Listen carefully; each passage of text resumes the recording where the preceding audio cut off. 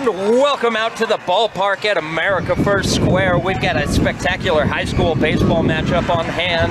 A 6A Region 2 battle between the Bingham Miners and the Riverton Silverwolves. I'm Brian Priest, joined by Dave Harrison this afternoon. Dave, we've got a good matchup on hand. These two teams met yesterday with Riverton pulling out a 10-0 win. Tell us what we can expect this afternoon. Well, I think we've got a nice opportunity to see Boston Hatch pitch for Riverton. He's 3-0, undefeated on the year, a 1.48 ERA, big lefty sophomore. So we're going to see a lot of heat from him. Hopefully Bingham, for their perspective, could put the bat on the ball. They've had a little bit of trouble the last 3 nights being able to hit and make contact. So we'll see if they can come out against Hatch and put the bat on the ball. Yeah, as you said, Dave, Bingham yesterday with 3 base hits in the shutout loss. To this first pitch from Boston Hatch, we'll give you the Miners lineup. First pitch swinging is Porter Larson. Up with it is the shortstop.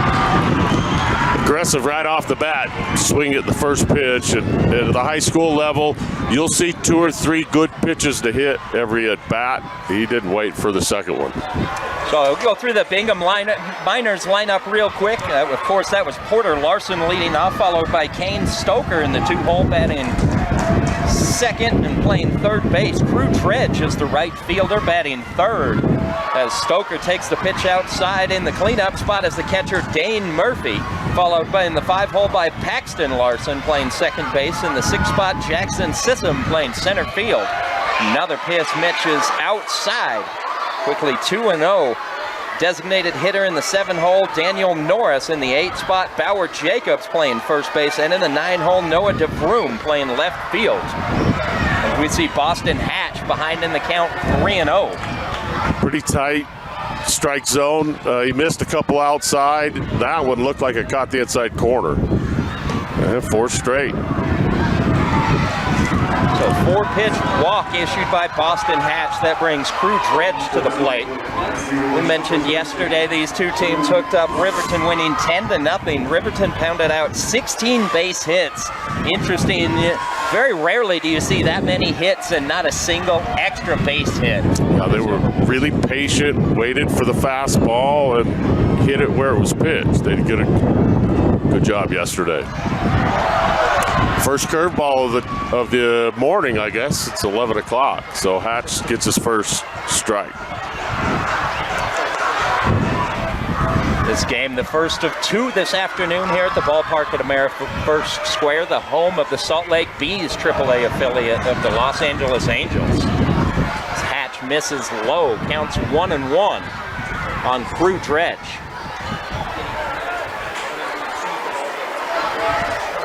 Dredge hitting .462 this season. Waves over the top of that off-speed pitch. Got him with a changeup, first one we've seen.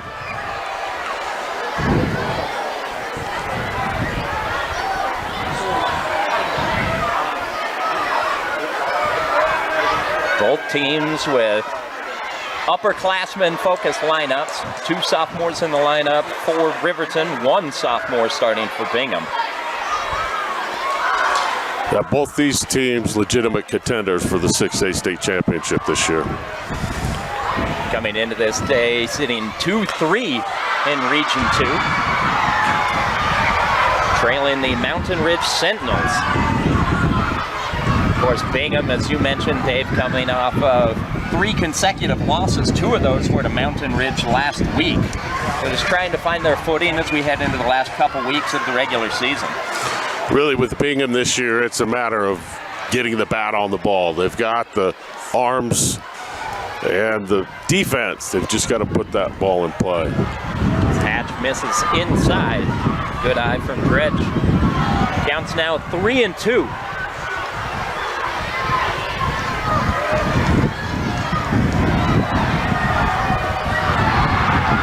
Strike 3 swinging. The runner takes off. Stoker's going to take second base without a throw. It's now 2 outs in the frame. Brings Dane Murphy to the plate. Murphy's had a nice season. Junior catcher, real good arm. See if he can't score this run here in this first inning.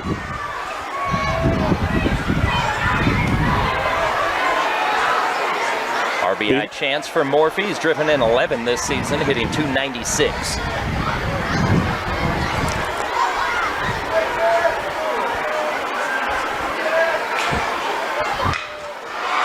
Bounce it a short, coming in on it. Makes a strong throw. That's McCade Ortiz to retire the side. So a one-out walk. Runner stranded at second base for Bingham. We head to the bottom half of the first inning, still scoreless. Dax Bradford, the left-handed starter, making his 6th appearance of the year, comes into this game with a 6.0 earned run average. Facing McCade Ortiz, the Silverwolves shortstop first.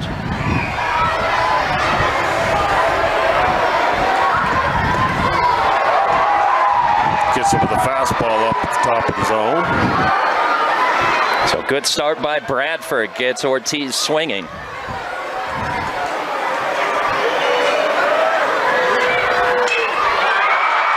Lined out to right field, position perfectly is Crew Dredge to make the catch. Defensively, left to right across the outfield, Noah DeVroom, Jackson Sissom, and Crew Dredge. Across the infield, Kane Stoker, Porter Larson at short, Paxton Larson at second, Bauer Jacobs at first, and Dane Morphy behind the plate, catching Dax Bradford. It's Gage Zulo hitting .356. Bradford's pitch catches the outside corner. Not much a hitter can do with that pitch. No, we've got a great viewer directly behind home plate, so we can see exactly where those balls are. Yeah, I think on a day like today, overcast, a little breezy, a little bit chilly, the biggest benefit for us is this location right behind home plate.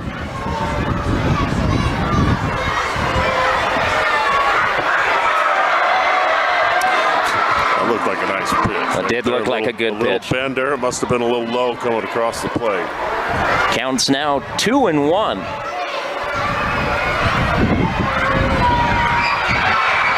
Check swing, roller to first. Jacobs up with it, steps on the bag, so 2 down. Bradford does a nice job getting the ball in on his hands. Forcing it into an easy little ground ball. That's just a little excuse me check swing that goes against Gage Zulo. Here's Bryce Mountier. Mountier was 2 for 3 yesterday with 2 runs driven in. Yeah, he hit the ball hard yesterday. A couple of line drives. Mountier's got the prototype first baseman body. A little bit thicker, you can tell he's strong, he's got some good power. He's been a good hitter all year for Riverton. Bouncer back up the middle, ranges over, Porter Larson, strong throw. 3 up, 3 down. That'll end the first inning. We head to the top of the second. Riverton and Bingham still scoreless.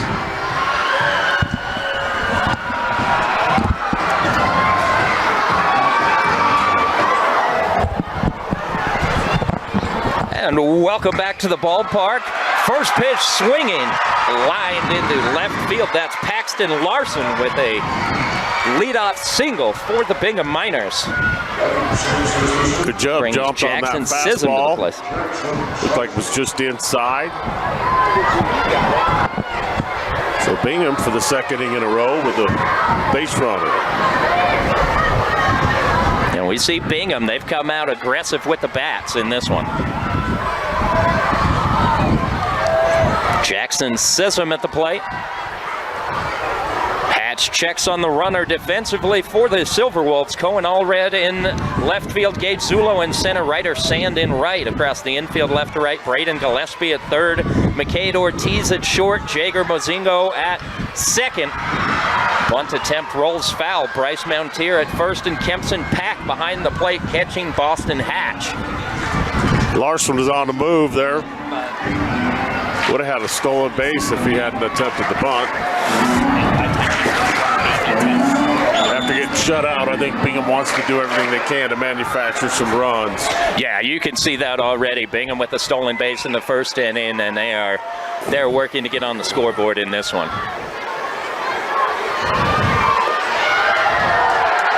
Strike two catches the outside edge. Pitchers count 0-2 on Sissom. Sissom hitting .390 this season. Senior center fielder.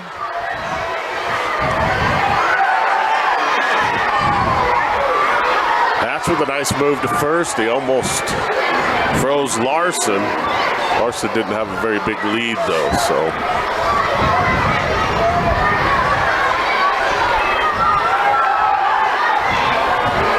Lefty checks the runner one more time. Larson back in with the head first save.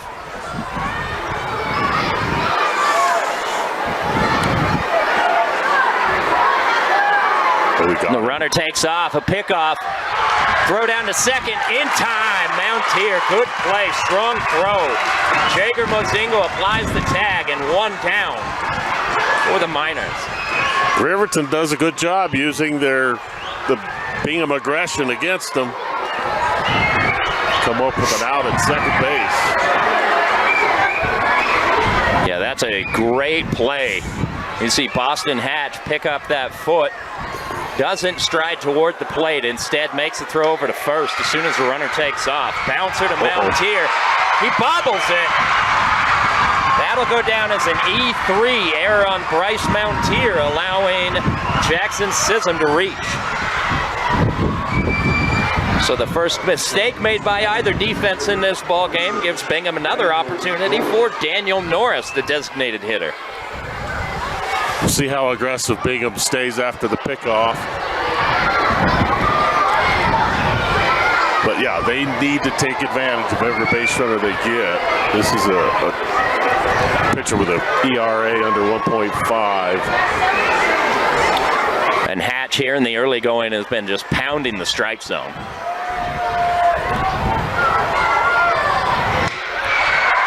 Line drive, left center field. That'll get into the gap, roll all the way to the wall.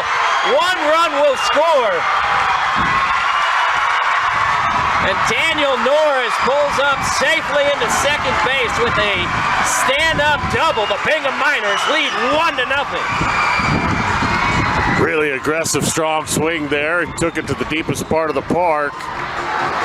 Got a double and got Bingham on the board. So just what the doctor ordered for the Miners. Take advantage of that error. And that's the key for Bingham. You lead off this inning with a base hit. The runner is erased with a pickoff, but it doesn't let them get him down. They reach on an error and take advantage of that. That could be big. We'll see if it opens up the floodgates a little bit for Bingham. Here's Bauer Jacobs. Fouls the first pitch back. Looks like a little change up there. Jacobs, big right-handed hitter. Hitting .264 this season. RBI chance here. He's driven in 12.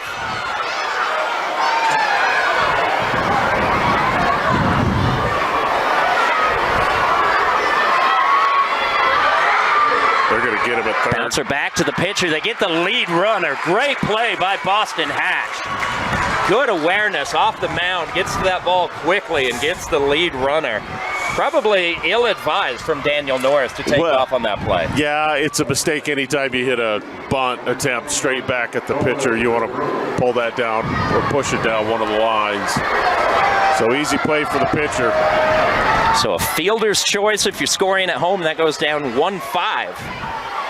Here's Noah DeVroom, takes strike one. He's got a nice breaker.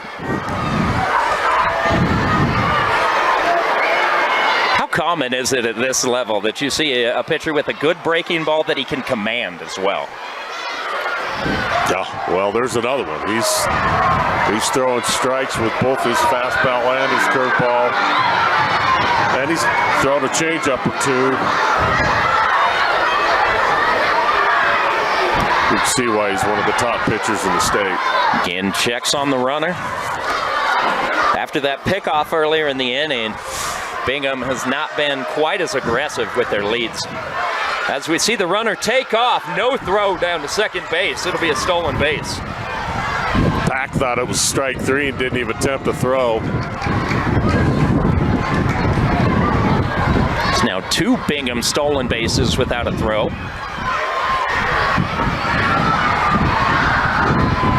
Counts 2-2 on DeVroom. DeVroom, the 9-hole hitter for Bingham. If he can reach, it'll turn the lineup over for Porter Larson.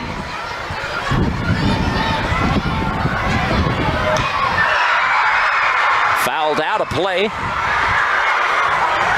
course, if you're watching from home, Kids Day here at the ballpark. A bunch of elementary schools around the Salt Lake Valley bust in for this high school extravaganza. And it is loud and a little bit screamy, Dave.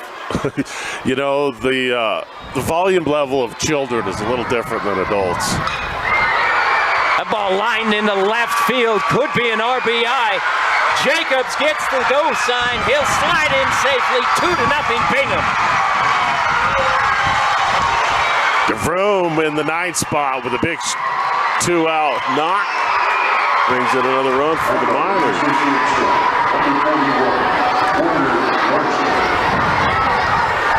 See DeVroom going with that ball into left field. Good read by Bauer Jacobs going on off of contact. Throw offline allows Jacobs to score. And now we'll have a meeting at the mound. What is this conversation like? It's early in the ball game. You've given up a couple of hard hit balls. Is this just trying to calm your pitcher down? What is this? I think he's probably I think that's the 3rd time the very first fastball has been hit. And so he's probably going out there telling him, look, they're going to be aggressive with you. Maybe come in with a breaking ball, outside, inside. Just don't put it right down the middle of the plate on the first pitch. And like you said, just settle down. It's early. There's nothing hurt.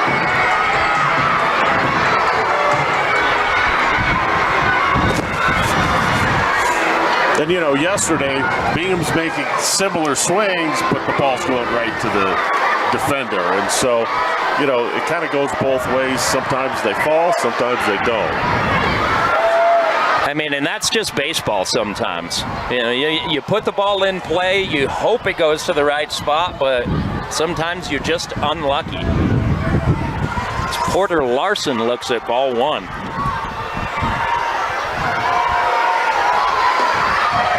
Yeah, Hatch just needs to trust his stuff. He's got a nice breaking ball he can throw for a strike. He's just going to have confidence in that pitch. 2-0 count for the Bingham leadoff hitter, Porter Larson. Grounded out to shortstop on the first pitch he saw today. Noah DeVroom down at first base. Larson looks at ball 3. You're Boston Hatch right now. You've been struggling, getting hit around a little bit in this inning. That was going to be my question. Do you just fire one straight down the middle, or? Yeah, 3-0, you anticipate they're taking that. So you've got to get the strike. And on 3-1, he tries to be a little bit more cautious, misses the corner. So a 2-out walk, runners at first and second for the Miners. Here comes Kane Stoker.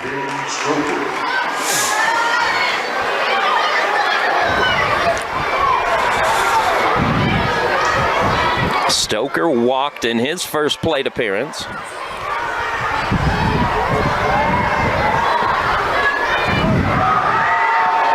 Pitch in the dirt. Catcher can't find it.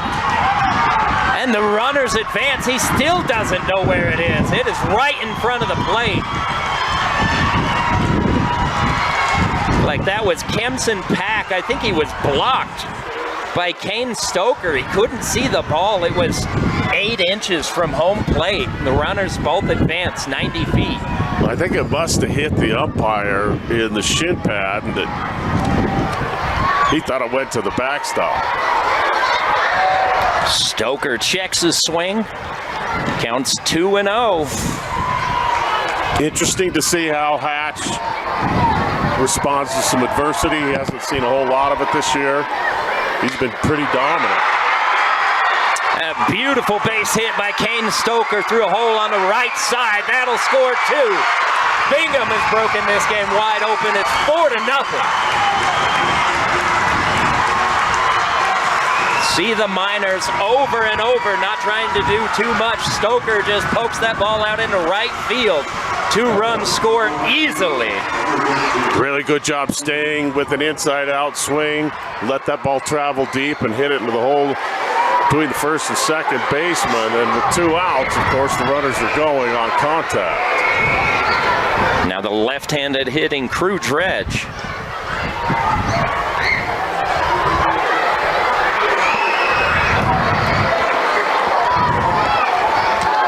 Hatch just needs to find the strike zone again.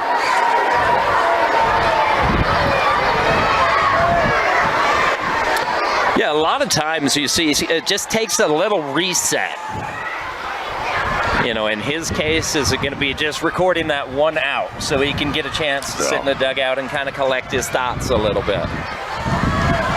And hats off to the Miners. They're aggressive, swinging good pitches, and hitting the ball hard today. They needed it after the last few games. As we mentioned off the top, Bingham trying to snap a 3-game losing streak. Well on their way right now with 4 second-inning runs. Dredge takes the strike, now 3-1.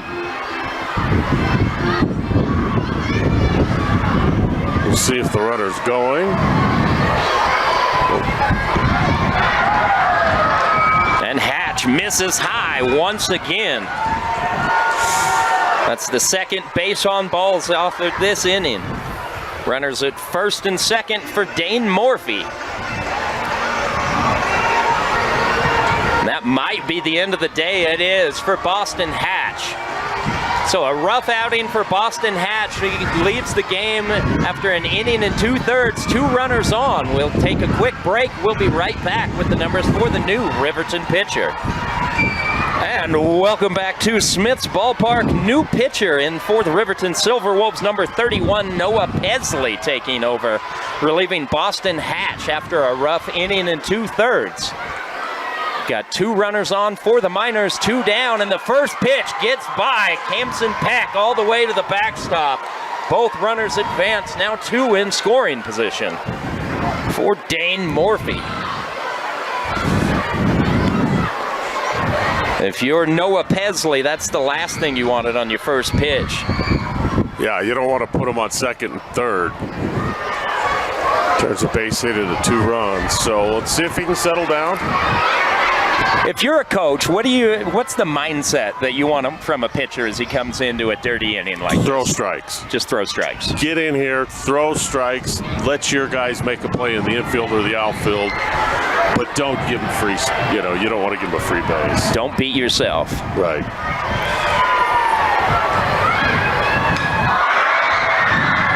Pitch fouled back and out of play. The excitement from the crowd of elementary school kids at a foul ball is remarkable. Oh, every single ball, every single ping, the kids just go wild. You would think if you just listened to the crowd, there's 17 home runs already. Yeah.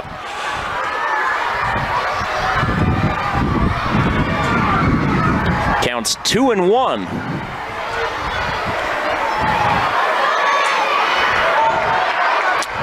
Good pitch by Pesley. Gets Morphy to go fishing. Throw that one again. Morphy didn't see that pitch very well out of the hand. So 2-2 count. Riverton 1 strike away from getting out of this inning. They've given up 4 runs. The Miners, after getting shut out yesterday, have broken through in a big way. Same pitch. And he goes right back to the well, and Noah Pesley gets the strikeout that'll end the top half of the second inning, but not before Bingham scores 4 runs. You're listening to high school baseball on KSLSports.com.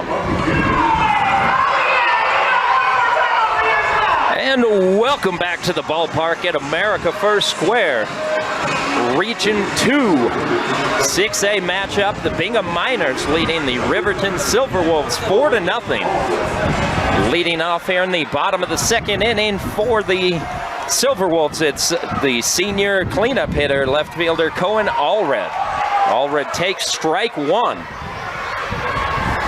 Allred, probably the best hitter for the Silverwolves, leads them in home runs and doubles.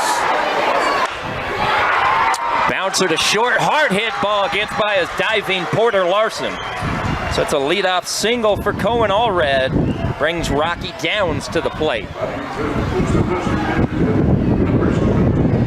Bradford's approach has been really good. He's still throwing strikes. He had a great first inning. He needs to put a 0 on the board for Bingham. He needs to come out, keep throwing strikes, keep Riverton off the board, and maintain some momentum. Left-handed hitty, Rocky Downs.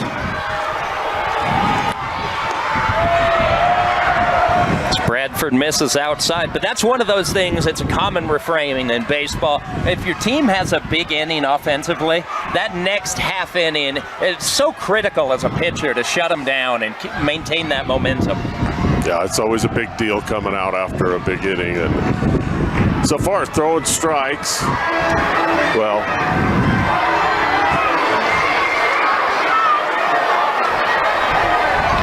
and even though he's behind 2-0 right now, when he has missed the strike zone, he's not missing big. As a hitter, you still have to be honest. You can't see that pitch out of his hand and know, that's out of the zone. Sometimes you'll see a little difference in accuracy at this level when a guy goes into his stretch as well. Mm-hmm. It's the first base runner Bingham's had, or Riverton's had. Rocky Downs squares around, fouls that bunt attempt back. Counts now 2-2. Following Downs, it'll be Ryder Sands and Braden Gillespie. Riverton had a really cool suicide squeeze play yesterday in the second inning. They were up 1-0, and Rudder takes off. He's halfway home by the time the pitch gets there. He lays the bunt down. It barely got to the grass, but it was just enough for him to get the run. So we know Riverton's aggressive once they've got somebody on base.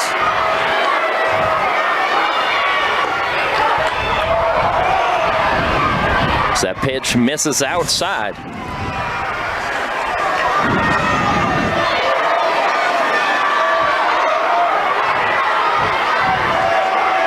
Three-two count. Here's the payoff pitch. Strike three swinging. Downs is retired. It's the second strikeout of the afternoon for Dax Bradford. Brings Ryder Sand to the plate. Rocky Downs was the pitcher yesterday for Riverton. Shut Bingham down. Had a nice outing.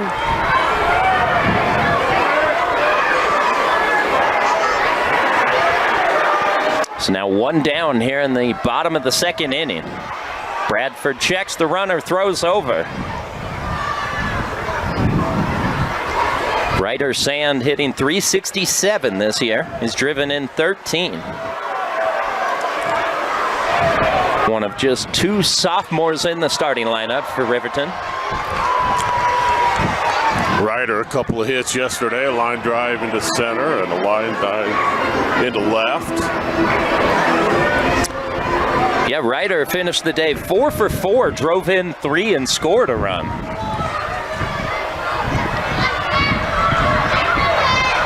And the pitch. Fouled into the netting down the first base side. This has got to be a fun experience for these teams. Coming out here to the ballpark, probably a bigger crowd than they're going to play in front of all season long. You're playing on the minor league field where the pros play. I mean, it's just a thrill to be in that dugout, right? Oh, for sure. They'll be talking about this for the rest of their lives. As long as they're bringing kids to baseball games, they'll tell them about this. I know I bored my children to death with stories of playing at Old Turks Field. So, yeah, this is a big deal. And that's kind of the thrill with this high school baseball series. There were a couple of games here last year, the first season of the ballpark at America First Square. And the Bees are working with the high school sports community, trying to make this a regular thing. And we'll have another doubleheader on Thursday. Hot shot down to third. He can't handle it. Kane Stoker bobbles it. Everybody's going to be safe. So that should go down as an E5, allowing Ryder Sand to reach. Bringing Braden Gillespie to the plate. It's kind of short hopped him, looked like it handcuffed him, and it just slipped through. And now we'll see if Riverton can take advantage of the error like Bingham did in that second inning. Riverton with a runner in scoring position for the first time. Gillespie hitting .265. He's driven in 10.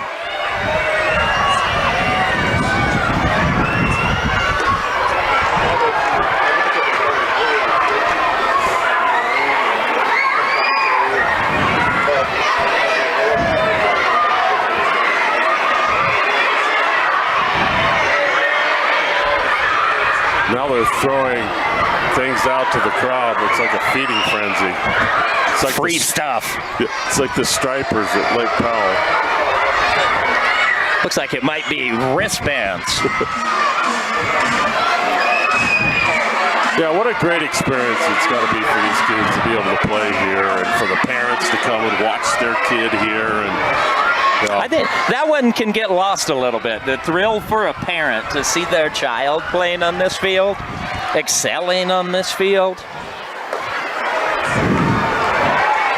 You know, the Salt Lake Bees have been such a huge part of this Salt Lake and Utah community since 1993. You see what baseball means to Salt Lake and Utah in general when you get to play games like this. Counts 1-2. And Braden Gillespie checks the runner at second. Bradford delivers. Off-speed pitch. Gets Gillespie swinging. That was a nice pitch there to get the strikeout. Started it outside of the zone. Came back across the outside part of the plate, and he got a swing and miss. Yeah, there was just nothing Gillespie could do with that pitch. He was geared up for the fastball. Now that brings Jager Mozingo to the plate. See if Bradford can get out of this. First pitch swinging, looper to right. Catch is made by Crew Dredge. That'll end the inning. So Bingham keeps Riverton off of the scoreboard. We head to the top of the third.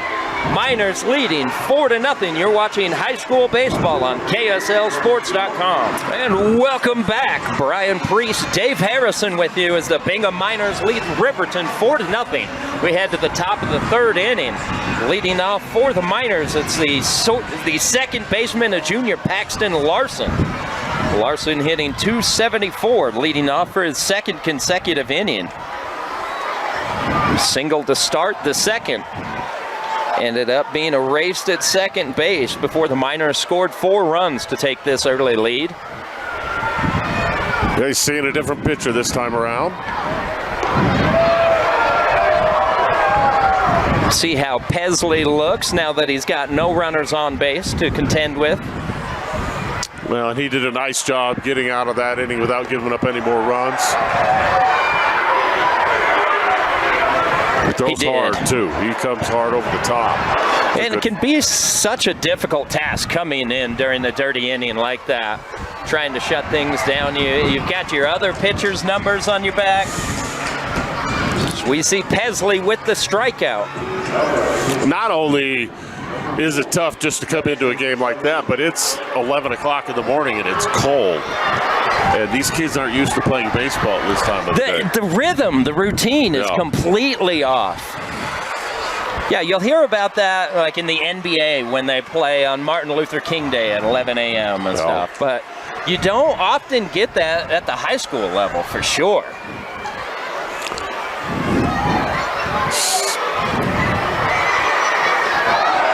I mean, even the games we've called earlier this season here at the ballpark have been afternoon starts. Yeah. And this 11 a.m. today, 11 a.m. on Thursday as well.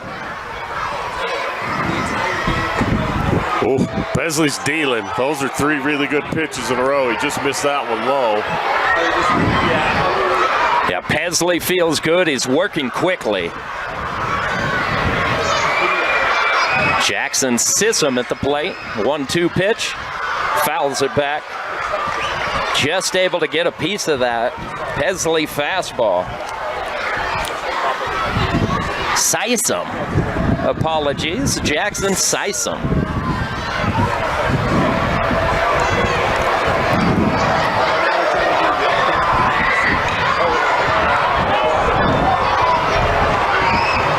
Sissom reached on an error in his first plate appearance, came around to score in the second inning. It was a Bryce Mountier error that got things started for the Miners.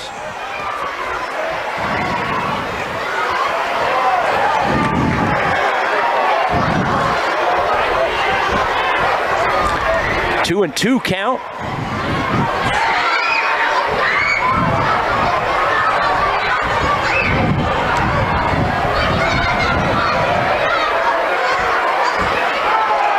And he ties Sissom up inside for another strikeout. Started that curveball right at his shoulder, and it dropped right inside. He couldn't get the bat head around in time. Beautiful pitch there to finish him off. Yeah, that was beautiful. You could tell Sissom was looking for something out over the plate and just got completely handcuffed by that off-speed pitch.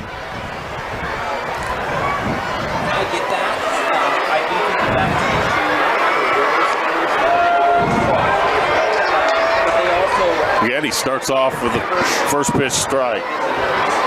This is Daniel Norris hitting .414. Popped high, shallow center field, coming in on it. Making the catch, Gage Zulo. That'll retire the side. We head to the bottom of the third inning. Riverton trails Bingham 4-0. And welcome back to South Jordan, Utah, where the Bingham Miners lead the Riverton Silverwolves 4-0. You're watching high school baseball on KSLSports.com. Leading off here in the bottom of the third for the Silverwolves, it's the catcher, a sophomore, Kempson Pack. Pack is hitting .306 this season. He'll face Dax Bradford. Bradford's looked sharp through 2 frames. He's given up just 1 hit. Misses outside with ball 1.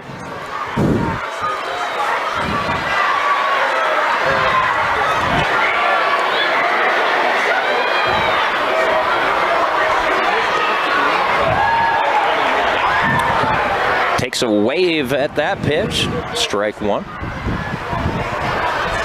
Bradford works fast as well. I like that. Both these teams' pitchers get up and get the ball out. Especially on a cold day like today, I'm sure their defenses appreciate it. Yeah.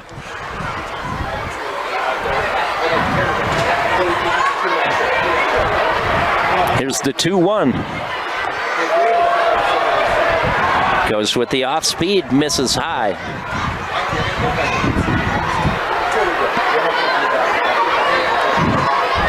Hitters count for the Silverwolves, 9-hole hitter. Fouls it out of play. Somebody needs to talk to Kempson about keeping that ball in the park for these fans. A foul ball, it would be mayhem. Oh, here they go. Getting loud. The payoff pitch. Strike 3 looking, and backwards K from Dax Bradford. Kempson Pack is retired. We go back to the top of the Silverwolves lineup, McCade Ortiz.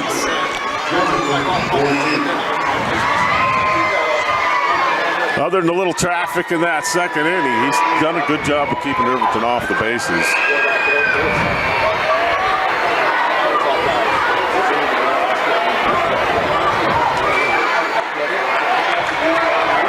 Two lefty starting pitchers in today's game. Bradford for the Miners. It was Boston Hatch for Riverton. Bradford has fared a little bit better. Hatch lasted just an inning and 2/3, gave up all 4 runs.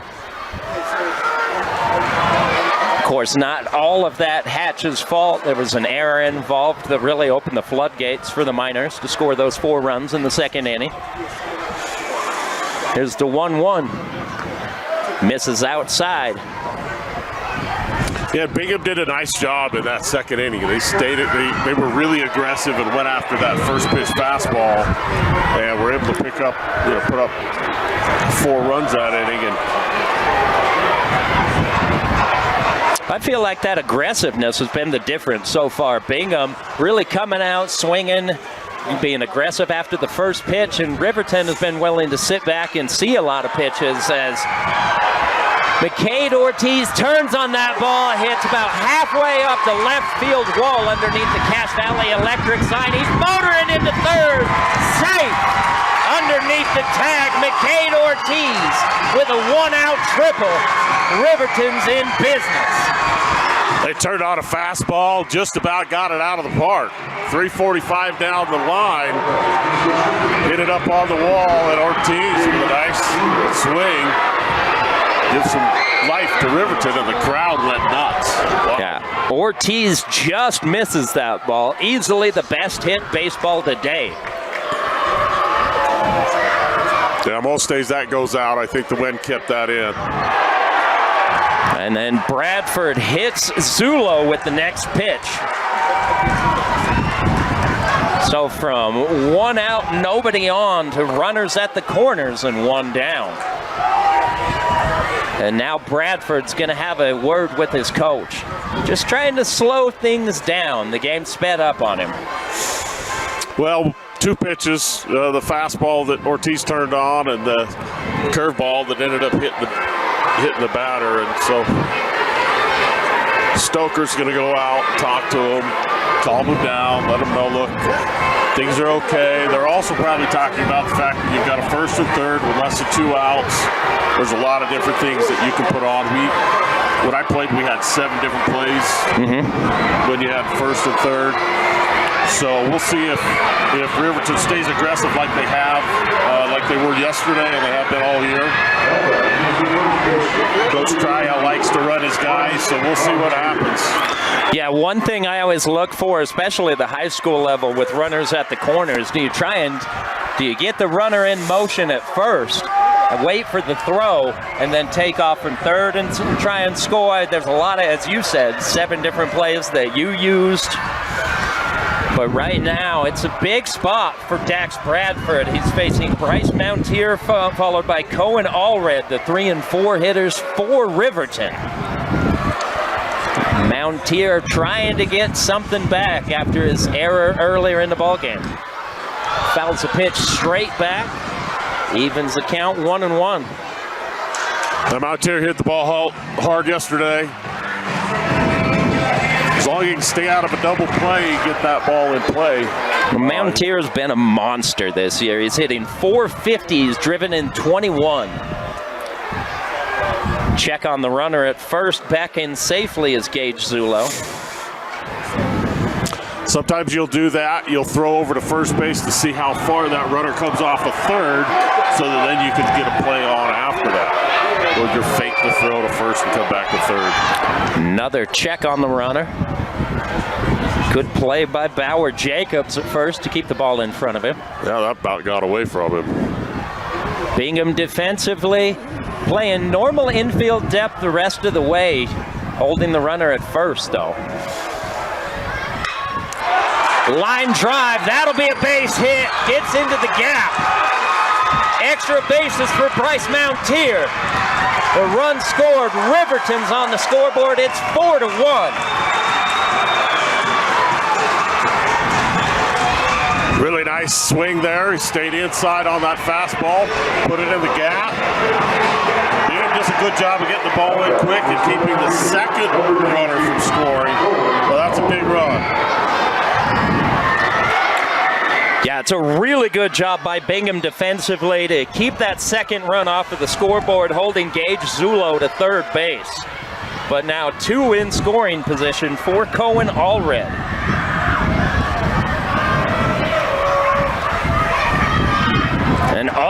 gets hit. So that'll load the bases for Rocky Downs. Just a nightmare series of events here for Dax Bradford. He had one down, gives up the hard hit triple to McCade Ortiz. Walked Gage Zulo, and then the double from Bryce Mountier. Follows it up with a hit by pitch to load the bases. Rocky Downs, 0-for-1 this afternoon, struck out in his first at-bat. Lefty-lefty matchup.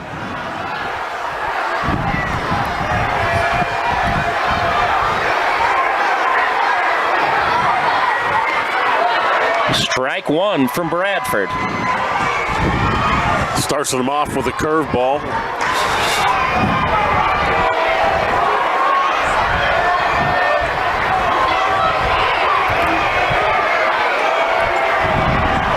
Gets the sign from his catcher, Dane Morphy. And the pitch. Oh, they did it Tries again. to get the bunt down. And the throw skips away. Another run will score. Mountier comes around, slides into home. It's 4-3. I love that. Coach Graya, he's aggressive. They did this yesterday. They put a bunt down. They had suicide squeed yesterday, and they got another one down today. You see Kane Stoker, the Bingham third baseman, coming in. Had a good play on that ball. Makes the throw. It was low. Bauer Jacobs not able to dig it out. The ball gets loose, and Mountier capitalizes, scoring all the way from second base on a ball that doesn't leave the infield. Yeah, they need to make that play at first base. Jacobs would be the first to tell you that he's got to make that. The runners take off. Throw goes down to second base. And they nail Rocky Downs. Cohen Allred advances to third, now 2 down. Interesting decision there by Morphy. He decides to throw him out at second base and give up third to make sure he gets the out. So typically you're going to go to third base because it's a shorter throw.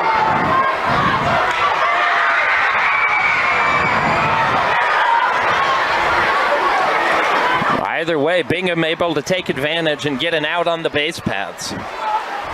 So Dax Bradford, he's given up 3 in the inning. Here's Ryder Sands.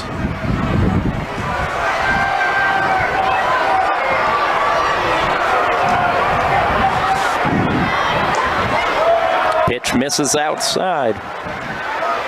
Counts 1-2 on Sands. Ryder's been swinging a good bat as well of late.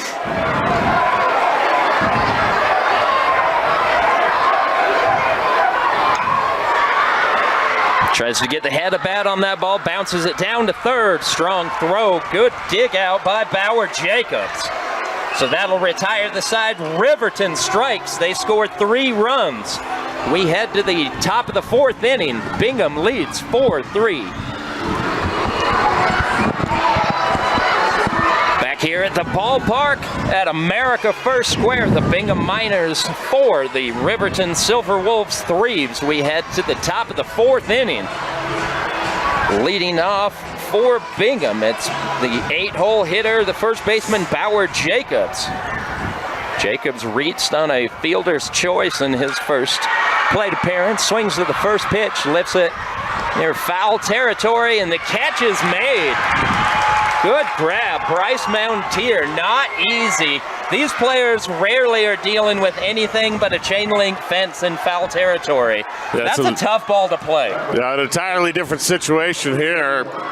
And on top of that, you've got these buildings that as soon as the ball gets above them, that wind really affected it. You could see it looked like early it was going all the way out in the right field, but good play. It was interesting because you had Mountier. He was the only one that was going to be able to make that catch. Nobody else was going to be able to get there. Tries to lay down the bunt, rolls foul onto Vroom. Counts 0-2. Pesley's still dealing. He's coming out throwing strikes, throwing hard, throwing fast, and like we talked about before, he's working really quick. Yeah, Pesley absolutely pounding the strike zone. He's retired 5 batters, 3 strikeouts, and a couple of first pitch flyouts. So there's Noah DeVroom at the plate. Hard hit ball to second base. Paxton Larson knocks it down. Gets back to it, makes the throw to retire DeVroom. Nice play by Larson. Just kept it in front of him, took it off the chest. It's exactly how you're taught. Get down. If you have to wear it, wear it. The nice thing is, on a field like this, you're not going to get a bad hop. There's no pebble. No. Yeah, this is a beautiful field. I'm sure it's awesome to play on.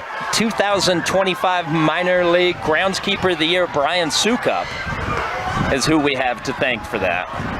Spectacular grounds crew work here at Smith's Ballpark. And again, that's another thrill for these kids. Normally they're used to taking care of their own field. They got to take care of it after the game, get it ready before the game. Today, just go play ball. Yeah, nobody's going to have to go drag the field after they're done. Porter Larson at the plate. Peasley misses outside. Larson, 0 for 1. He drew a walk and scored in the second inning.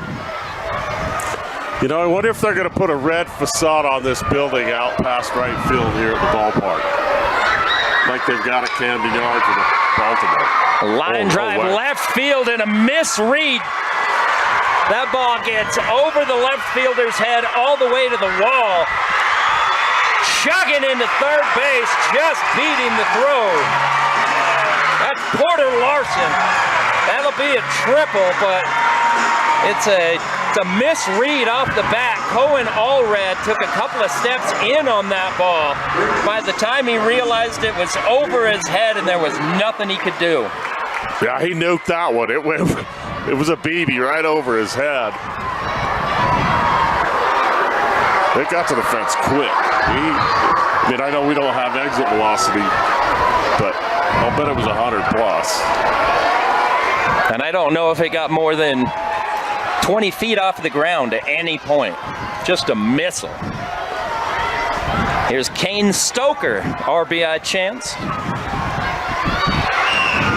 Stoker is 1 for 1. He's reached twice with a walk.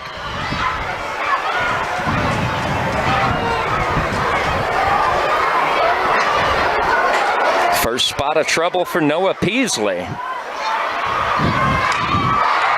Fly ball center field coming in, making the catch. It's Gage Zulo. So a 2-out triple, no harm done. As we head to the bottom of the 4th inning, Riverton trailing Bingham 4-3.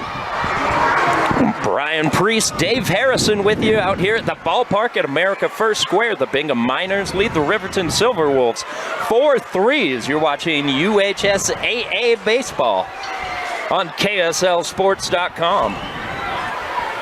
Leading off here in the bottom of the 4th inning for Riverton, it's Braden Gillespie. Gillespie 0 for 1 today. He struck out back in the 2nd inning. Still on the bump, Dax Bradford. He's thrown a nice game. I know he gave up 3 in that last inning, but for the most part, he's thrown a lot of strikes and got a lot of outs. Popped into foul territory right in front of the Bingham bench, and Jacobs cannot make the play. He's kicking himself. That's a free out.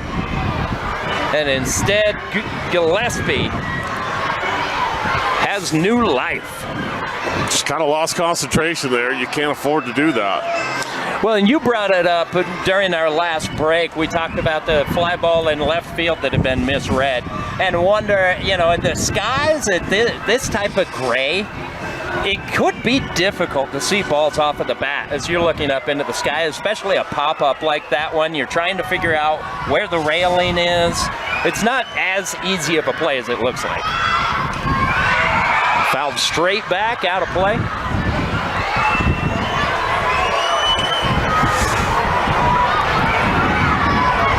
Counts 0-2 on the Silverwolves leadoff hitter. Gillespie hitting .265.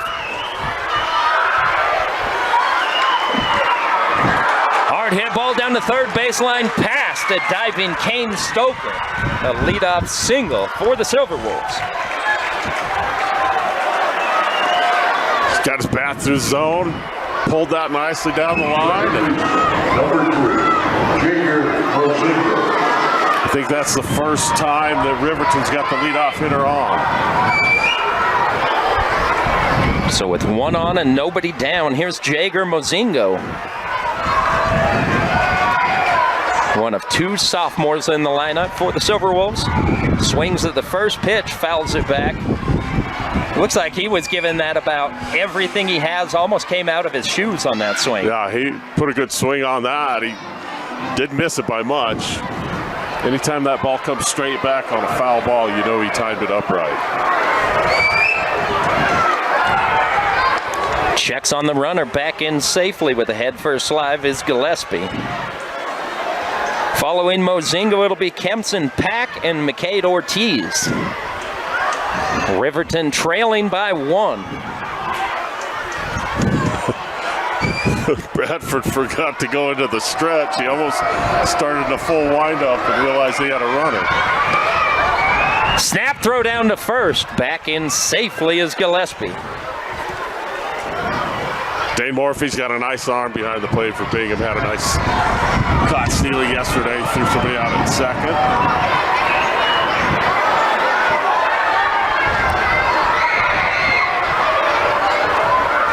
Check at the runner and the pitch.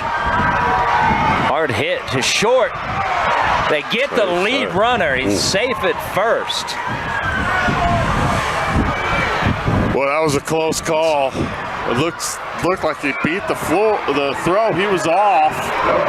It looked like he was trying to steal the base. Either way, the call stands. Yeah, I'm with you there. I think if we had a replay review, that call may get changed. Looked like the runner, Gillespie, beat the throw into second base, but with the out ruling, these umpires are going to come together. They'll have a little conference, discuss what they saw. Talking with Coach Cry about it, and Coach Cry probably saw the same thing that we did, but it looked like he got there on time. It was a feet-first slide by Braden Gillespie. And it looks like Coach Cry got the explanation he's looking for. Porter Larson made a nice play getting to that ground ball and got it out quickly. So he made a nice play. I just think that may have been a beneficiary there of the call.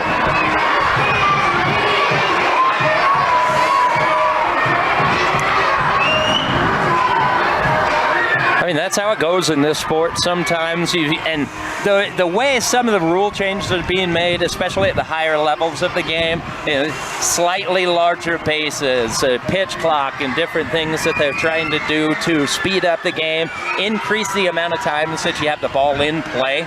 You get that action on the field, and with the action always comes those close plays. Well, in baseball, the dimensions make it so that everything is just really quick. You know, it's always bang, bang. There's not a lot of time, typically. Here's Kempson Pack at the plate. Uh-oh. The throw gets away, bounces down the right field line. Digging for two. Jager Mozingo gets 2 bases on that throwing error from the pitcher. So Jager advances on the E1. Now Riverton, the tying run, is 90 feet away with 1 out here in the bottom of the 4th inning. Radford needs to forget about that. He's got to get an out right here.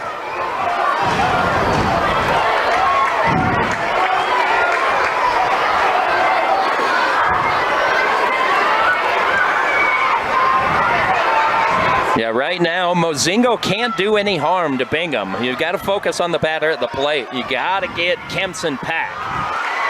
It was a strike 1. Look, we've seen Coach Kaya score runners twice now from third on a bunt. I wouldn't be surprised if he did it again.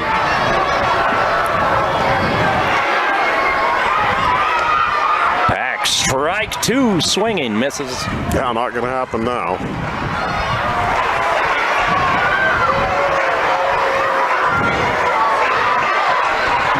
That's tough with 2 strikes.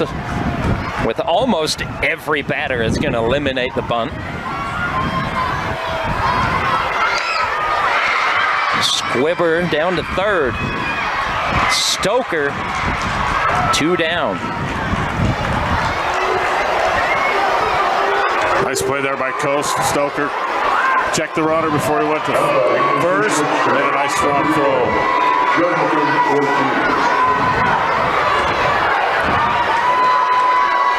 So Bradford, despite giving up a couple of hits and the throwing there, might be able to get out of this without giving up a run. Bradford's worked around a fair amount of traffic the last couple of innings. Riverton still trying to get back into this ball game after falling behind 4-0 in the second inning. Hard hit, third, backhanded by Kane Stoker. The throw, the tag not applied. The runner is safe. Now, he didn't go outside of the line on his follow-through, passing first base. He dove and slid over the bag into the field of play. It looked to me like he made the tag when he went by. Yeah, that is interesting. The throw across the diamond from Kane Stoker draws Bauer Jacobs off of the bag. But as you said, it didn't take him out of the baseline. It looked like he was able to apply the tag, but even if he wasn't, I would imagine that McCade Ortiz, in the way that he dove out of the baseline, should rule him out on that play, as the umpires, all 3 of them, come together on this play.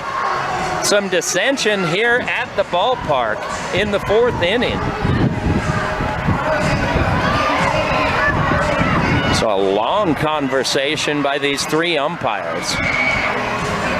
And the call at first, they are going to rule McCade Ortiz out on that play. That'll end the inning. So Dax Bradford able to get out of it after a runner reached third on that throwing error. Riverton doesn't score. We head to the 5th. Bingham leading 4-3. And back out here at the ballpark at America First Square, we've got a great one for you. The Bingham Miners 4, the Riverton Silverwolves 3, as we head to the top half of the 5th inning. Riverton scored 3 runs in the bottom of the 3rd. Bingham scored 4 runs in the top half of the 2nd, accounting for all the runs in today's game. Noah Peasley facing the leadoff hitter, 3-hole hitter Crew Dredge for Bingham. Dredge 0-for-1 with a walk today. Dave, what did you see from Dax Bradford in that last half inning? Is he able to work around the runner at third? Well, you know, he stays in the zone, and you know, he got a couple of ground balls there at the end, especially that last play, kept it in the park. You can tell he's a senior. He's confident. He's mature out there. He knows his job to throw strikes, and he stayed composed. And I think that that comes as you age as a player. It's going to be a leadoff single through the hole on the right side for Crew Dredge, past a diving Bryce Mountier. Yeah, as you were saying with Dax, one thing that stood out to me is even after that 2-base throwing error, he didn't seem to get rattled. Yeah. You know, he really just kind of, he dug deep, and he was able to retire the next 2 batters that he faces and get out of that inning. And that's what you need from your senior leadership. As that's going to be the end of the day for Noah Peasley. We'll have the 3rd pitcher of the afternoon for the Riverton Silverwolves. We'll take a break. We'll be right back with the numbers for the new Riverton pitcher. It's a beautiful day in South Jordan as the sun starts to come out. Pitching change for Riverton, taking over on the mound, relieving Noah Pesley is McCade Ortiz. Ortiz started the game at short, comes into pitch. Jager Mozingo moves over to shortstop, and Caleb Garcia comes in to play second base. A bunt is laid down. The first pitch out is The runner is retired at first and then trying to stretch that play and get to third base. The runner is thrown out, so it'll be a double play. An ill-advised effort on the base paths by Bingham. Yeah, Dredge had the head start, and when he saw the ground ball hit, or the bunt put down, fielded, goes to first, he thought he could get to third base, and he wasn't able to do that. And that's a play where if you're crew Dredge, it is your responsibility. You need to know better, but you also need to be picking up your base coach, as that ball's ripped just foul down the third baseline. But as soon as you come around second base, you need to be picking up your base coach. Yeah. And he needs to be telling you what to do. Sit or stop. And I didn't see what the coach's signal was, but Gillespie fielded the bunt. And so I would imagine Dredge is thinking, third baseman came, fielded the bunt, there's nobody on the bag, I'm going. And Gillespie did a nice job, got back to the bag.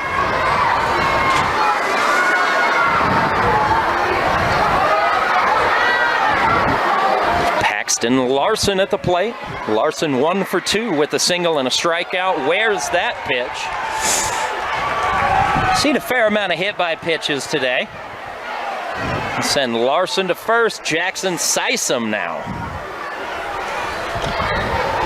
Center field, number 4, Jackson Sysom.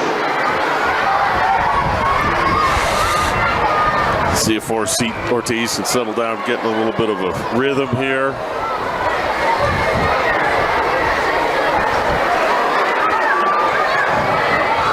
Sysom has looked good at the plate, right-handed hitter.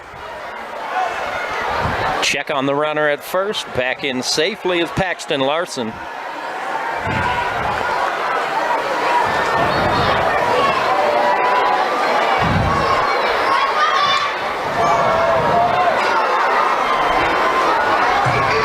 Sysom began the day hitting .390. Bingham would love to get some insurance production here. Yeah, halfway through up by 1 run. It's way better than where they were yesterday, but they sure would like to get something out of this inning. Ortiz comes set. The pitch misses inside.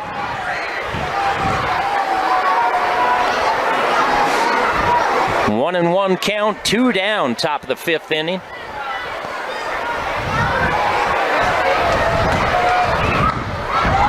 Hit hard, but out in front. Just got out in front of the curveball a little bit there. Seen a couple of fastballs.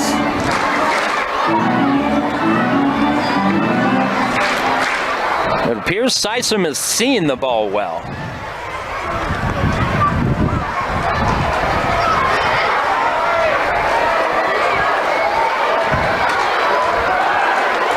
Quick turn, throw to first, back in safely.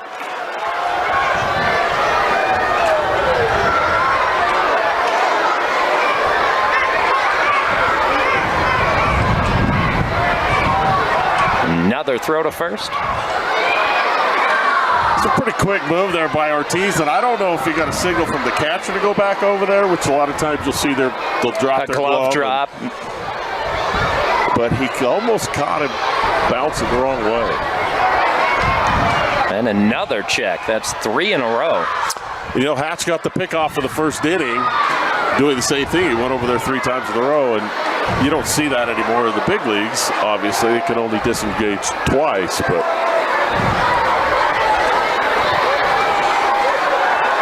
And another check. I think they know he's going. Somebody saw the sign. They know he's going. If this was a big league ballpark, you're going to have people booing right now after all these checks. But the kids, they love it. Eat it up. There goes the runner. Check down to first. There's a strike. That'll retire the side. So McCade Ortiz gets the job done. Bottom of the 5th inning at the ballpark at America First Square. You're watching UHSAA Baseball on KSLSports.com. Leading off for the Riverton Silverwolves here in the bottom of the 5th. It's the 2-hole hitter, center fielder Gage Zulo. Zulo walked and scored back in the third inning, one of 3 Riverton runs in this ball game. They trail by a single run. Trying to get back into this one. They beat Bingham 10-0 yesterday. The Miners trying to return the favor in the middle game of a 3-game set. Of course, they'll face each other one more time this week, tomorrow afternoon, but I don't know if anything holds quite the panache as playing here at the ballpark. Now, I know these kids were looking forward to it. I talked to some of the Bingham coaching staff, and they said the kids were definitely excited to play out here and appreciated the opportunity. Zulo takes strike one. As a former coach, is there an element when you have an opportunity like this where you got to talk to your team and make sure that they go into it calm? Sometimes you can get almost too hyped to play in a ballpark like this. Yeah, I think typically you'll see early in a game there'll be a little bit of nerves and excitement, maybe a little bit more adrenaline, but it's just baseball, and I think you settle into it pretty quickly. Zulo, ground ball right in front of the plate. Good throw by Morphy to retire the leadoff hitter. I think it was a drop, third strikeout. Brings Bryce Mountier to the plate. Riverton really did a good job in that last half inning getting out of trouble. You know, that double play on the... Mountier swings to the first pitch. That'll be a single. But to turn a double play on what was supposed to be a sacrifice bunt really helped them out. And we'll see if there's a little bit of momentum that they can carry into this half inning and get some...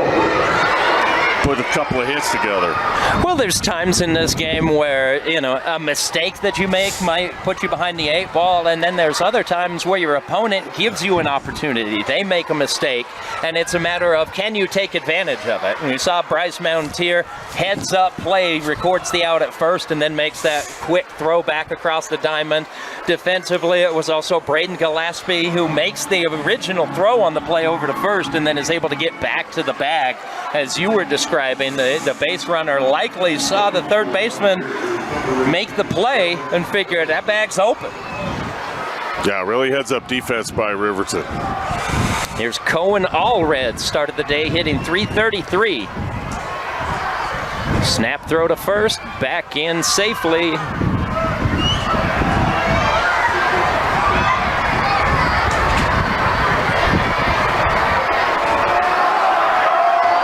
It's a speed-up runner out at first base, running for Bryce Mountier. I'll give you the name as soon as I see a number. I believe that is number 18. Darren Dellinger. So running for Bryce Mountier is Dellinger. That speed-up rule in the high school game. If a batter gets hit by a pitch, can come out of the game. The first baseman, the catcher, can also come out if they're on base. And that's really just in an effort to speed up things between half innings, not so much on the field. You know, instead of the catcher being on second base when the inning ends and having to put all his gear on, he can be ready to go. Counts 2-0.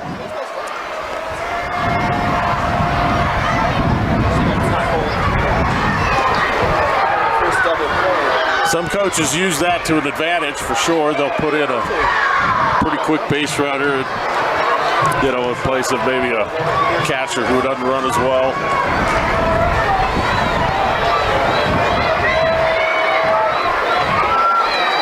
Just an example of another small element of strategy at the high school level you don't see in college.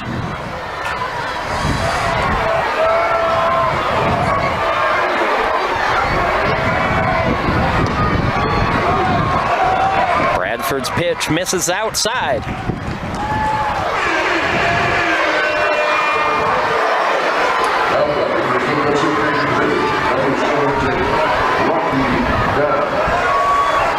Rocky Downs coming to the plate. Runners at first and second.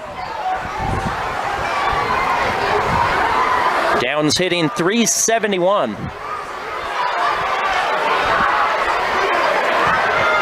Feels like a big at-bat right here for Riverton. Really, for both teams. If Bingham can get to 2 outs here and retire Rocky Downs, who's a fantastic hitter, yeah, this is a big point.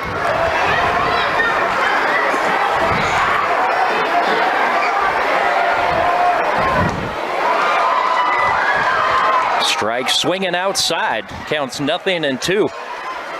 Quick correction to tell you about taking over on the mound now for Bingham is Daniel Norris relieving Dax Bradford. So the designated hitter, Daniel Norris, now on the mound, right-handed pitcher.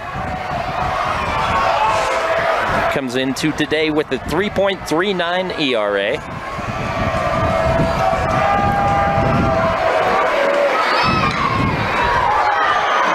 Pitch fouled into the stands. And watch the children scatter.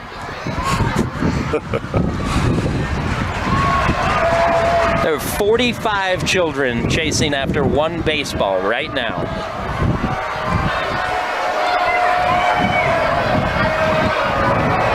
The mascots probably appreciates the relief. We were talking between innings with all these elementary schools out here. Bumble has made an appearance. Bumble was walking along the center field wall and he looked like the Pied Piper.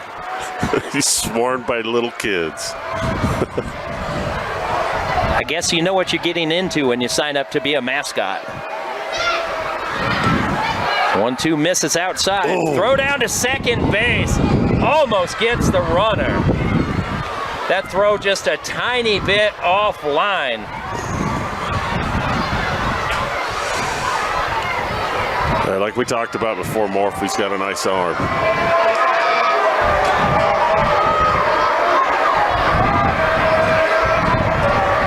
Here's the 2-2 to Downs. Again, fouled out of play. Good battle between Downs and Norris.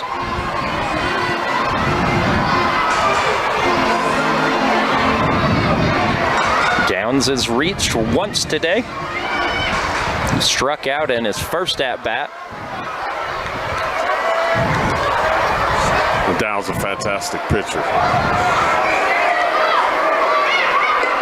He got the win yesterday at Bingham. I think that's probably my favorite thing about high school baseball is the versatility of so many guys. He's your shortstop today. Tomorrow he's your starting pitcher. Friday he's going to be your best hitter. It's the payoff pitch, misses high. That'll load the bases. The Silverwolves threatening, down by 1 here in the bottom of the 5th inning. Back-to-back walks issued by Daniel Norris brings Ryder Sand to the plate. Sand was the hero yesterday. He went 4 for 4. Drove in 3 runs. Before Sand will hit, we're going to have a conversation with the entire Miners infield. Riverton trying to get back into this ball game. They've had a lot of traffic on the base paths, but both teams have run themselves into a few outs. But Riverton with a golden opportunity right now. Yeah, bases loaded. You've got to come up with really the ideal situation to strike out. Don't let them put the ball in play. But you have to throw strikes and trust your defense. And this is a spot that's going to test the mettle of the sophomore Daniel Norris. Bases loaded, 1-run lead, bottom of the 5th inning. As you said, he cannot dance around the strike zone. He's got to throw strikes. He's got to be aggressive, and you have to rely on your defense. Yeah, best case scenario, ground ball to second or short, turn to double play, but bases loaded. Norris steps off the rubber.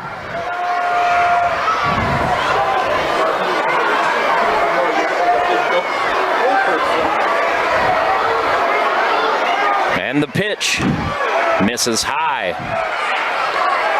I would be surprised to see him lay down another bump. That's 2 fastballs that Norris has missed high on consecutively. It makes me wonder if he's overthrowing a little bit. Oh, about hit him. And misses inside. Sand jumps out of the way. If I'm Ryder Sand, I know you want to swing the bat, but you get hit by a pitch, it scores a run just the same.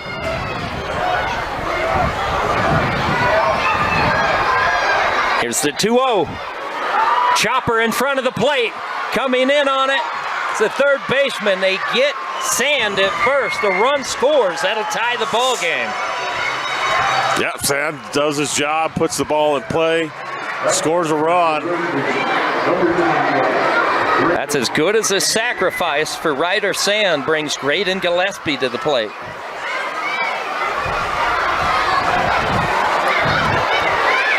Now 4 runs batted in for Ryder Sand in this 2-game series before they face off again tomorrow afternoon. Yeah, Stoker made a good decision there, charging the ball from third base. It almost felt like he might go home. It would have been a really close play. Instead, he goes to first base, gets the sure out. And that's the key on that play. You'd love to get the lead runner at home, of course, but you have to get an out. Yeah. Something going on out of the Riverton dugout. That's a couple times now the home plate umpires had to wander over and ask the Riverton Silverwolves dugout to tone down the chirping. Yeah, these 2 schools have been rivals for a long time in baseball.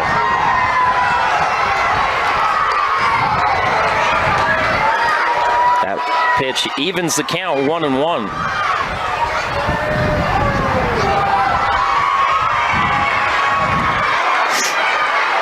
This is the first of 2 games this afternoon.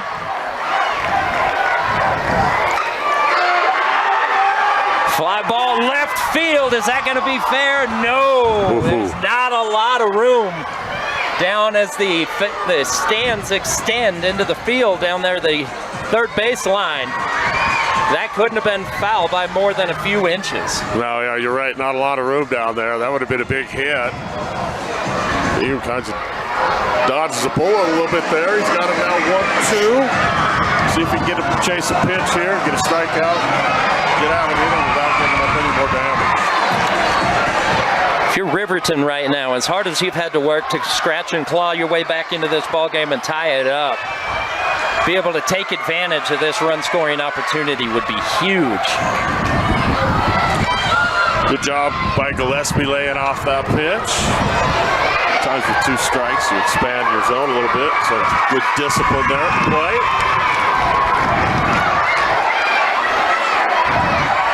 Here's the 2-2. Bounced foul.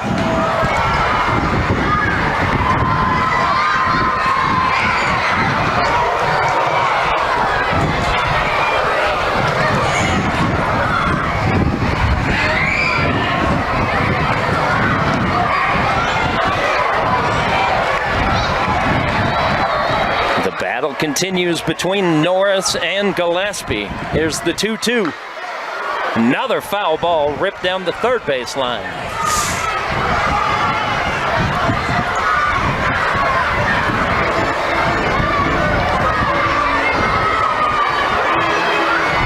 Norris doing a pretty good job keeping the ball out of the middle of the plate. He's got 2 strikes on him. He's kind of nibbling the edges.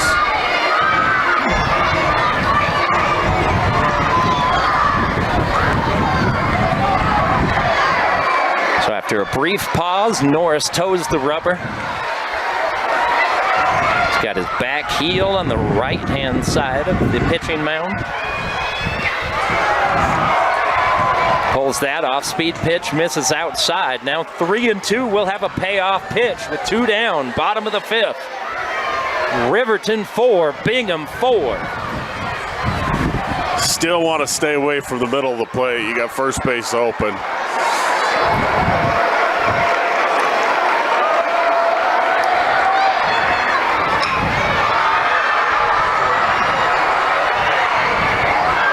And into the seats, right into a big group of elementary school kids. Somebody's going to get themselves a souvenir. You know, that's not something that typically the high school coaches have to worry about, supplying enough balls to... Yeah. All you have to do is have suckers so the kids will get the foul balls and bring them back, right? There's strike 3. Really nice inside fastball. Tied him up, struck him out, got out of the inning. Great work by the sophomore, Daniel Norris. Riverton gets the job done, though. They score a run to tie this ball game up at 4. We head to the 6th.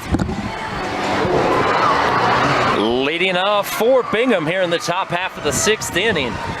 It's the designated hitter turned pitcher, sophomore Daniel Norris, hoping to help out his own cause.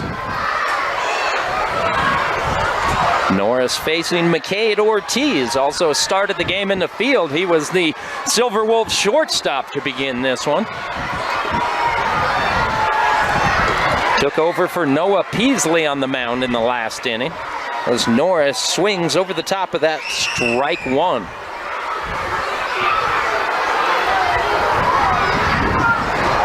And strike 2, Norris out in front. A little change up, working fast, fastball, and that change up with this tempo is a really effective pitch.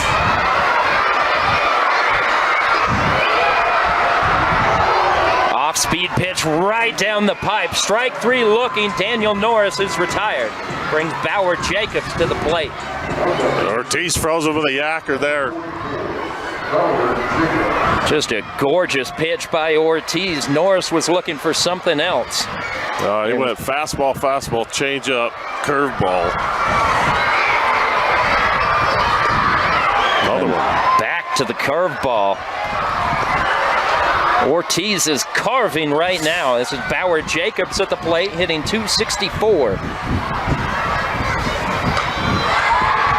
Out in front, hits it off the end of the bat. That'll find some grass in front of the left fielder. So a 1-out single from Bauer Jacobs. Well, I threw 3 straight curveballs. Able to take advantage of that. They did get it out on the end of the bat, but found some grass. Got just enough to clear the head of the shortstop, Jagger Mozingo.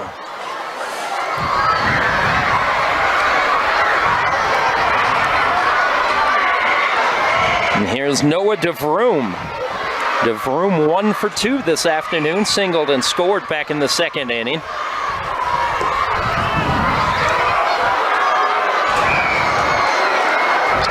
Jacobs fakes the stolen base attempt.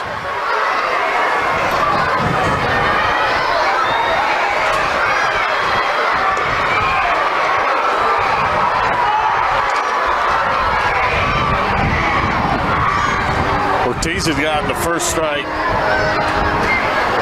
on both of the first 2 batters. He's falling behind 2-0 here.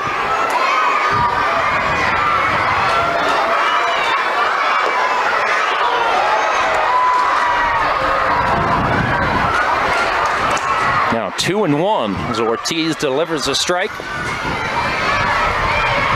Bingham 4 runs on 7 hits, 2 errors.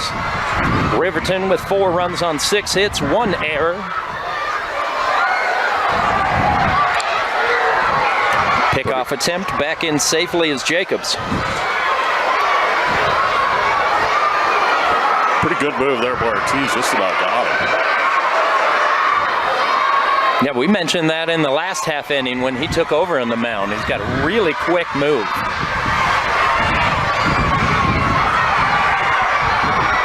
Curveball, throw goes down to second base, and the runner is out! Kempson Peck with a gun down to second. Bauer Jacobs is retired.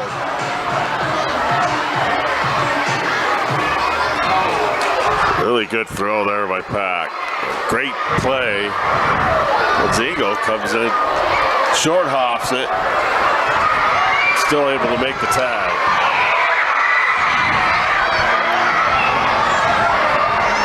DeVroom fouls it out of the park.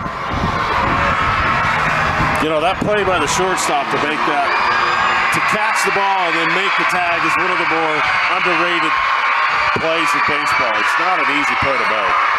Especially when the throw drags you to the shortstop side of the bag. Yeah, the throw it was a strong throw, but it wasn't necessarily on line, and so he really picked his catcher up there and made a nice play. 2 down, payoff pitch. Again, fouled out of play. We'll do it again. Yeah, they're going to run out of baseballs there. I don't think they're used to having to supply this many baseballs because, you know, they get a foul ball at home and some kid runs it back and gives it to the kids on the bench. Ooh.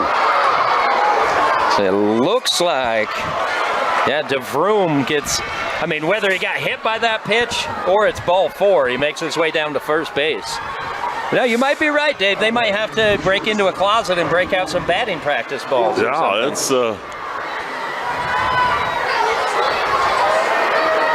you think about those things as a coach who holds bags of balls around all the time. You've been in charge of a budget.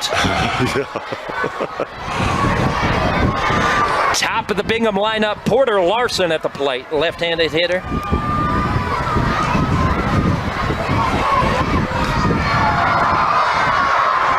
Larson walked and scored back in the second inning. He tripled and was stranded at third in the fourth. So that Larson triple got over the head of Cohen Allred in left field on a misread, allowing Larson to motor around the bases. Ortiz checks on DeVroom at first, back in safe. Yeah, he can get another gapper. You might be able to score DeVroom for first because he's going to be running on contact.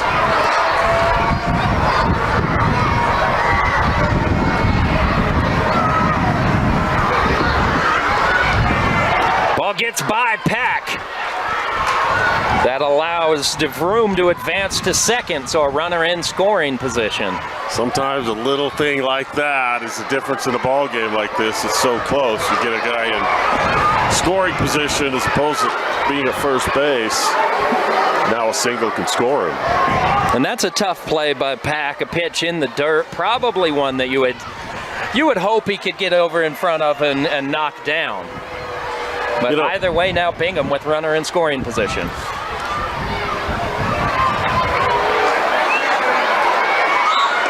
You know, these catchers have to be able to adjust because, for example, at Bingham, their pitcher's mound and home plate are turf. And so you get a different skip off of them. Mm-hmm. Same at Quarter Canyon, they're all turf. So time was called right before that pitch was thrown. It's hit deep. And a catch is made. Oh, it looks like the left fielder, that's Ryder Sand, comes up grabbing his back. He tried to dive and make that catch. The catch was actually made by the center fielder, but I don't think it counts at all. I saw the second base umpire throw his hands up in the air before the pitch was thrown. Dave, I have never seen that. No, I didn't see what happened. A really nice play in the outfield. Too bad if that doesn't end the inning for him. Yeah, the catch was made by Gage Zulo. Ryder Sand tried to dive and make the grab. Ends up colliding with Zulo. But yeah, they are going to say the time was called. So we'll redo it. That pitch never happened. If you're Riverton right now, you're happy the Ryder Sand and Gage Zulo didn't come up injured on that play. Yeah, that's dangerous. That would have been a real shame on a play that doesn't even count for somebody to get dinged up. So, fortunately, it looks like they're okay. And for the life of me, I can't figure out why time was called, but it definitely was. Right before the pitch was thrown, I saw the second base umpire throw his hands up in the air.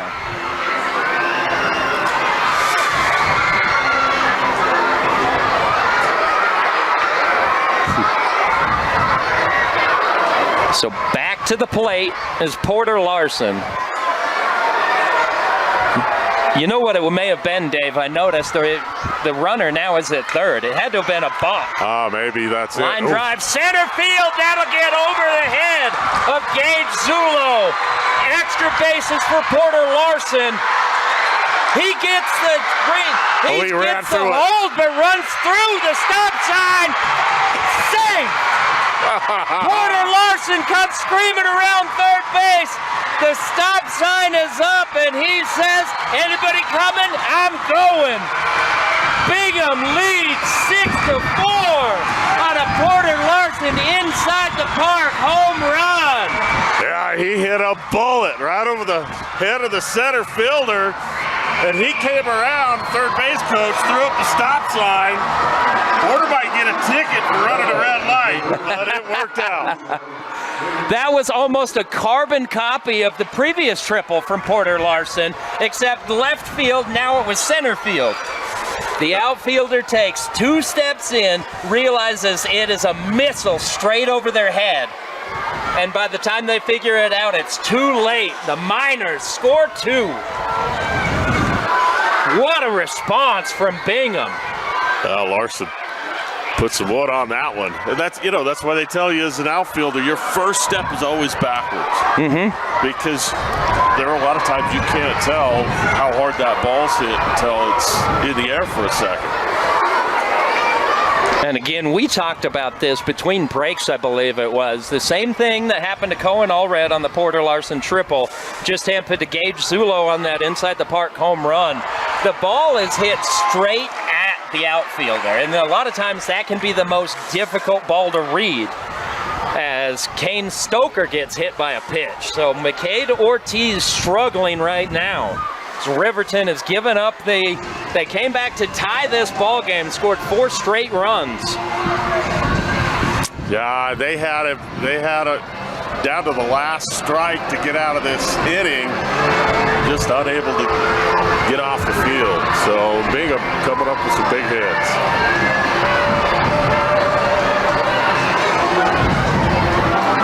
That's a great example of what Region 2 can provide. Riverton second in Region 2, coming in trailing the Mountain Ridge Sentinels.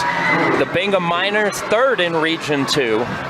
But both programs very much in contention to be a state champion in a few weeks. But we've got a pitching change. McCade Ortiz is out, and new Riverton pitcher. We'll take a quick break, and we'll be back with the numbers for the new right-hander. In South Jordan, the Bingham Miners have taken a 6-4 lead over the Riverton Silverwolves. A pitching change to tell you about. Taking over on the mound for McKay Ortiz is Caleb Garcia. Garcia came into the game playing second base when Ortiz took over as a pitcher. Now Ortiz goes back to short. Jager Mozingo back to second base. And Garcia on the bump. Another one of these sophomores that Riverton has playing. Crew Dredge at the plate. Takes ball 1. Big lead over first base. Garcia making his 10th appearance of the year. Got a sub-2 earned run average.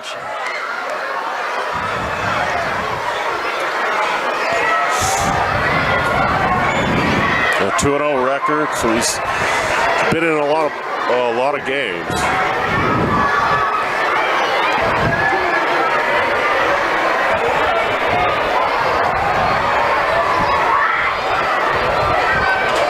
Pitch misses just outside.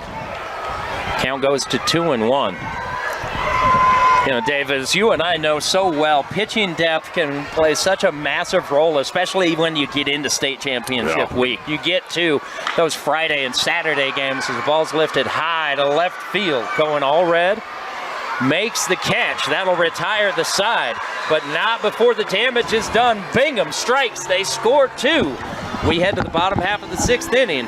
Miners in front, 6-4. You're watching UHSAA Baseball on KSLSports.com. Because now he decides to exercise. Yes, this was the best angle. Life can get a little messy. No way. Oh my God. Oh my gosh. Best day ever. Some taps create chaos. No. Tap Spend gives you 1% cash back when you spend and 2.75% APY when you don't. Tap responsibly. Visit tapbank.com. Bottom of the 6th inning, Riverton with their backs up against the wall, trailing Bingham 6-4. Daniel Norris on the mound for the Miners. At the plate, second baseman Jager Mozingo leading off. Mozingo will be followed by Kempson Pack and McCade Ortiz.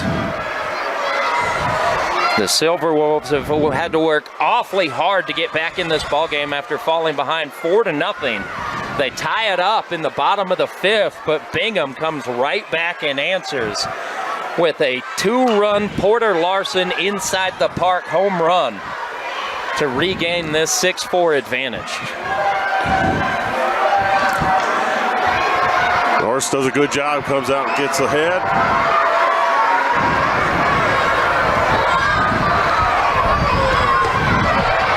And strike 3 swinging. Not a strong offering there from Jager Mozingo. It brings Kempson Pack to the plate. Threw him a couple of breaking balls down in the zone, and then came with a high fastball outside and kind of changed his eye level a little bit. Wasn't able to catch up with that heater.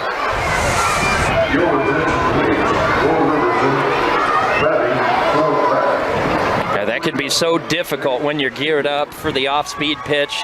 Then you get that fastball up above the zone. It looks incredibly juicy right out of the pitcher's hands, but you're just not ready to catch up to it.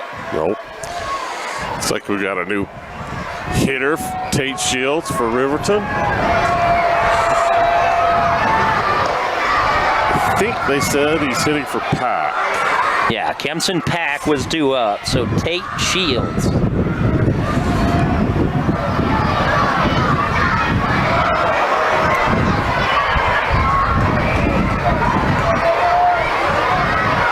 Shields takes ball 1.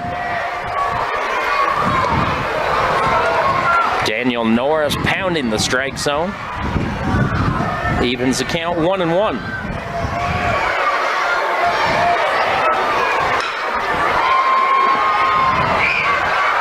Ground ball back up the middle, fielded by McCade Ortiz. Sorry, that's Porter Larson. Fires across the diamond. 2 quick outs for Riverton.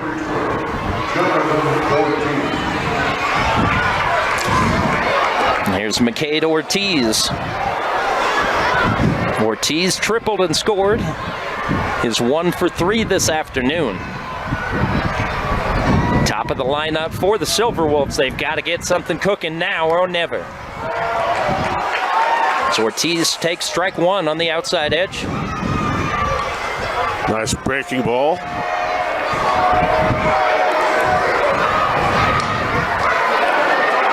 That'll be extra bases for just inside the third base bag. McCade Ortiz, a stand-up double. Riverton's done a nice job of getting hits and producing with 2 outs. There's been a couple of innings where Bingham's had 2 outs, no base runners, and Riverton's able to put some points on. So we'll see if Bingham can get out of this inning with this 2-run lead. RBI chance now for Gage Zulo.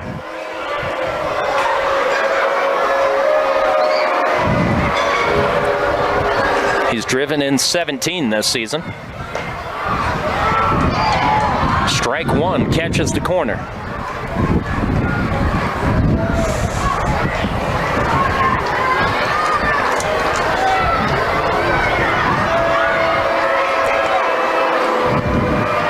Norris slowing down just a hair with the runner on second.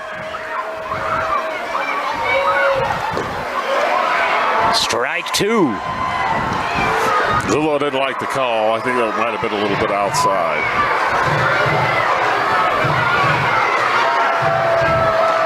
So 0-2 now. Gage Zulo's got to protect.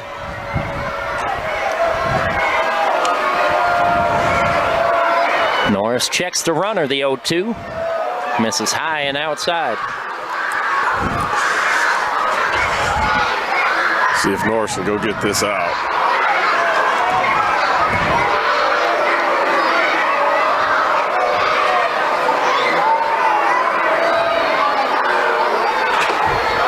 And catches the inside corner. Strike 3 looking. Zulo is retired. We'll head to the 7th. Riverton trailing 6-4. You're watching high school baseball on KSLSports.com. Where South Jordan, Utah, the high school baseball series where the Bingham Miners lead the Riverton Silverwolves 6-4 as we head into the 7th inning.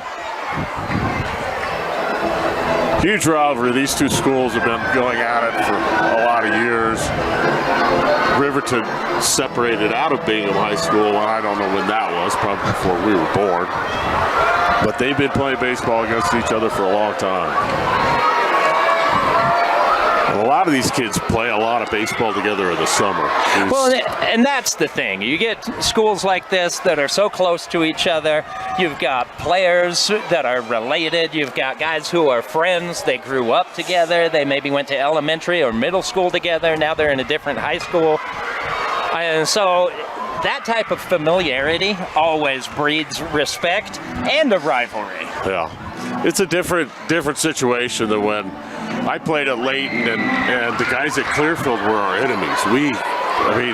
There was no camaraderie together. There was no... Sounds like Skyview and Mountain Crest when I was in high school. Yeah. You're a Mountain Crest or Skyview? I was Skyview. You're Skyview. Yeah, right. Baby blue. Yep. Much better color scheme.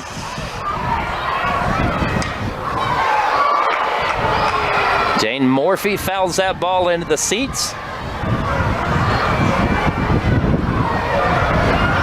Yeah, those are some. There was a really great football game up at Utah State, high school championship game between, I think it was Skyview and Mountain Crest back sometime in the late 80s. Okay. And they filled Romney Stadium. So yeah, there's some great rivalries up in Cache Valley. Yeah, now you've got 5 high schools in the valley instead of 3. No. So that's going to be ball 4. Dane Morphy draws the leadoff walk. He reaches for the first time today. There's Paxton Larson. Number 3, Paxton Larson.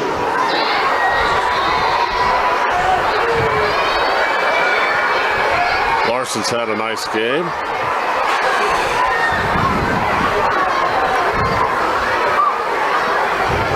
And again, Bingham with the leadoff runner on. Yeah, to your point, Dave, Larson has reached twice already. He's singled and been hit by a pitch.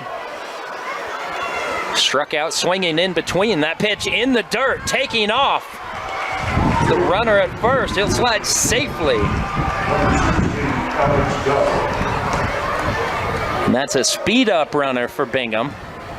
Taking over for Dane Morphy.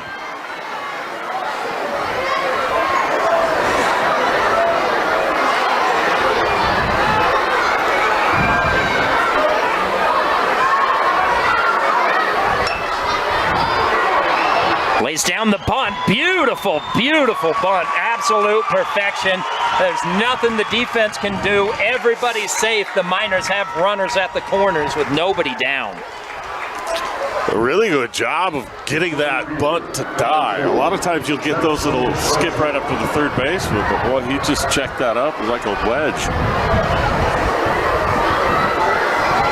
So the Miners are threatening again with Jackson Sysom at the plate. Sysom has struck out in his last 2 at-bats. He's nothing for 3 today. Reached on an error and scored back in the 2nd inning. Fouls the first pitch back.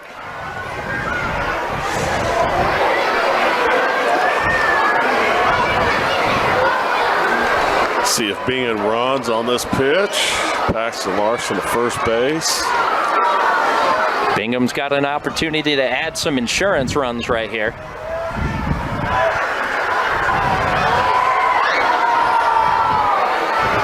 Miners lead 6-4.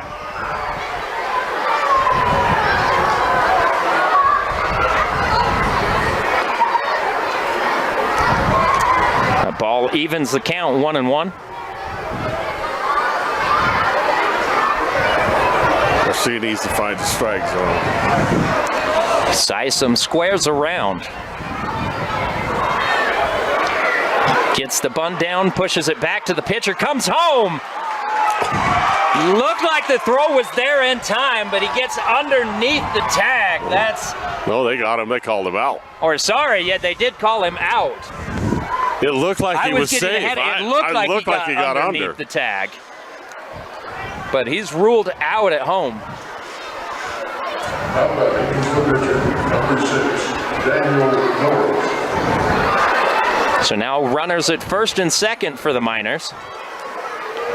Riverton dodges a bullet a little bit there. That was a pretty good play defensively.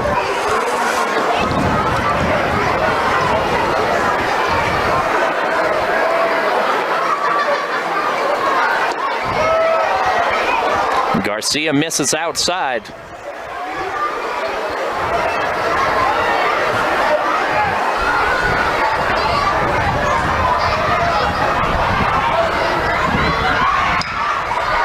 Goes the other way with that ball, gets down in front of Cohen, Allred in left field. That'll score a run.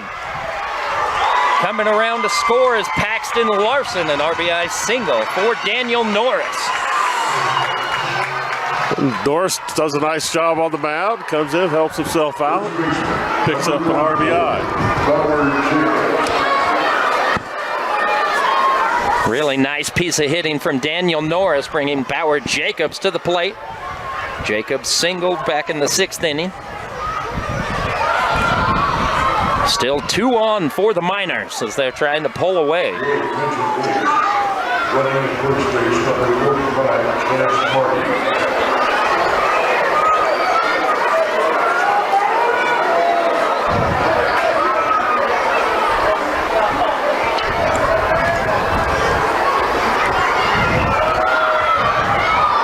First pitch misses outside to Bauer Jacobs. Jacobs 1 for 3 today.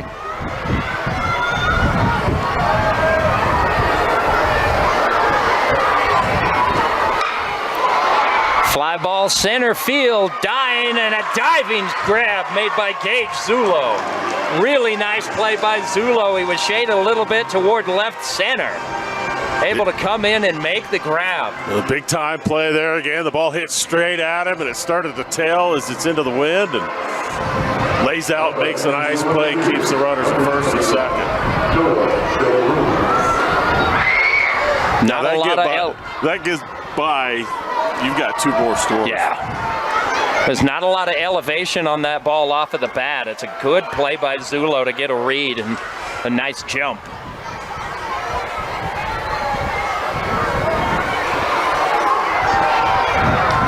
It's one of those plays you dream about as a kid, you know. I'm going to catch it on the dive in the stadium. If it's not bases loaded with 2 outs and you're hitting, we're talking, oh yeah, absolutely. I want to make that, and it's got to be the head first too. Yeah. Aura, I believe is what the kids call it. Strike, swinging over the top of that off-speed pitch.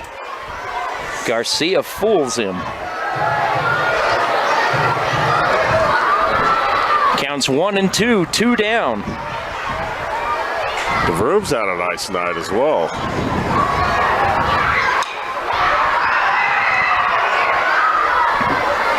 DeVroom's had some very good battles at the plate. Yeah.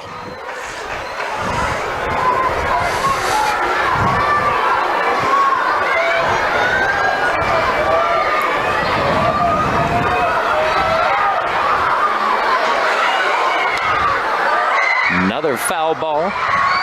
Bounces off of the facade and just out of the reach of so many expectant children. So many screams. They scream at the swing, at the bounce off the facade. Look at the power this man has. Who wants it? Ah, here we go. He gave it to the cute girl down front. Can't blame him. We've all fallen prey to that trap. Yeah. 2-2 count on DeVroom. Well put.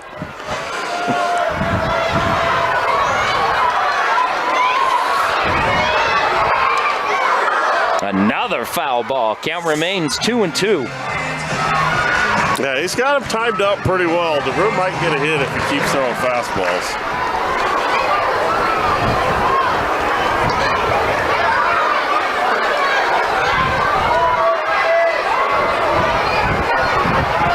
Wouldn't be surprised to see Garcia go to a changeup here. Maybe below the zone.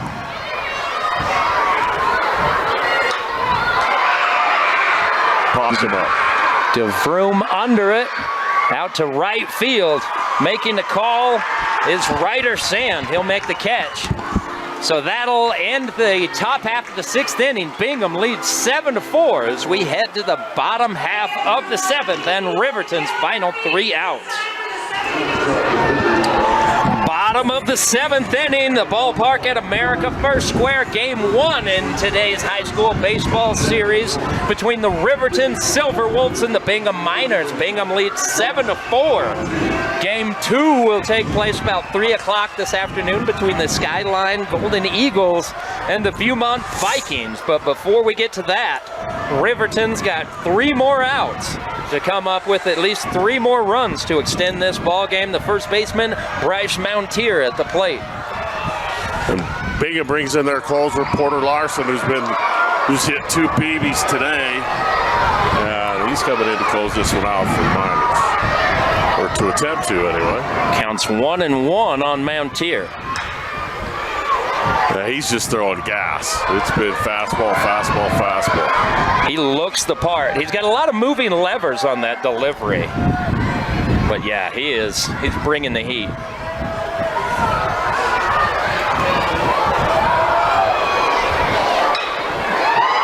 Mountier pops it up center field. Underneath it is Sysom. He makes the grab. 1 up, 1 down. Yeah, anything in the air to right field or right center, it gets knocked down. That wind's pretty strong and it's cold enough that it's not carrying very far. Of course, Larson hit a BB to the fence in center field, but it didn't really get up in the air. Yeah, that's the thing, is the balls that have been hit hard today have been hit low. You're not going to get one up into the jet stream and watch it carry. That pitch is line foul. First breaking ball. Cohen Allred started the day hitting .333. He's reached all 3 times he's come to the plate. He is 1 for 1 with a hit by pitch and a walk. Takes ball 1 in the dirt.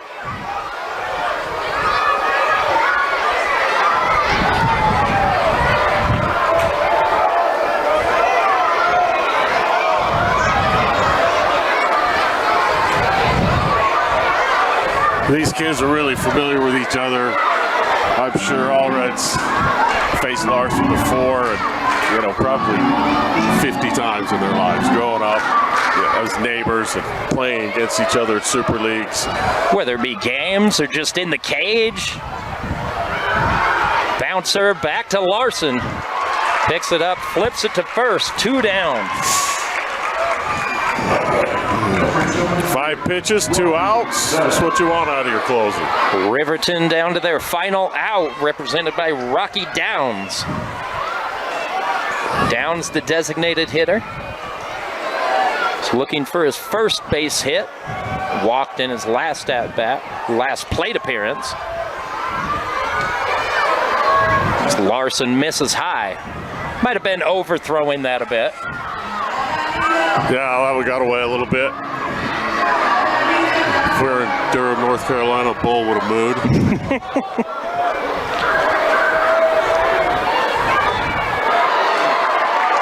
Downs waves over the top, strike 1.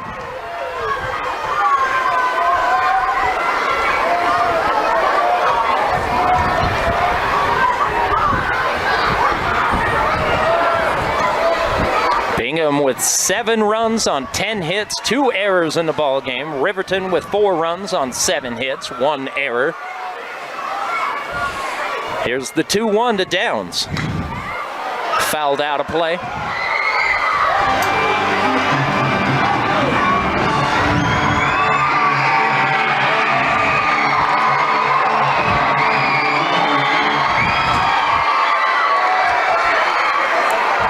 Silverwolves Silverwolves down to their final strike.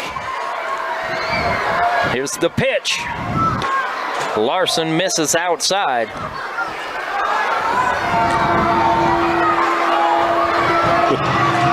Kids Day here at the ballpark. You can hear the screams, the volume level climbs.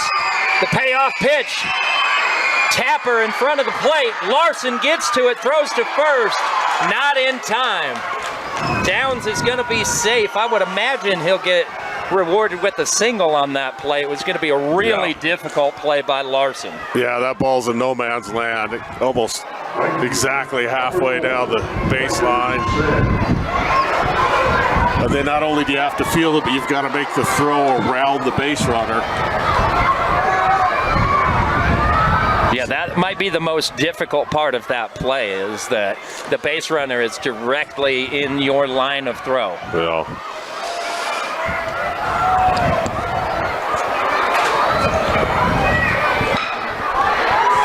Bouncer to short.